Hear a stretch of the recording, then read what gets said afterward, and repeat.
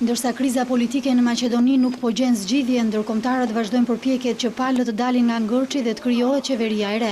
Këtë të hënë në Shkup mbërrin kryetari i Këshillit Evropian Donald Tusk. Në agjendën e tij ka të planifikuar vetëm një takim, ato me presidentin Gjorgje Ivanov, që do të mbahet në orën 14. Takimi do të pasohet nga një deklaratë për mediat dhe më pas nga një drek pune. Tusk do të tentojë të bindë kreun e shtetit që të jap mandatin liderit të opozitës Zaev për qeverinë. Vizitat e mëparshme në Shkup të shefes të diplomacisë së Bashkimit Evropian Federica Mogherini dhe komisionerit për zgjerimin Johannes Hahn nuk kanë sjellë ndonjë rezultat, por Bashkimi Evropian ka kërcënuar Maqedoninë edhe me sanksione nëse nuk gjen rrugë zgjidhje për situatën. E ndërsa Tusk mbërri në Shkup, ku vendi është mbledhur sërish për të vijuar seancën konstituive. Megjithatë, skenari mbetet ai javës së shkuar, pasi 51 deputet kanë kërkuar të mbajnë fjalën. VMRO DPMNE po përdor strategjinë e bllokimit të zgjedhjes së kryetarit përmes diskutimeve të shumta.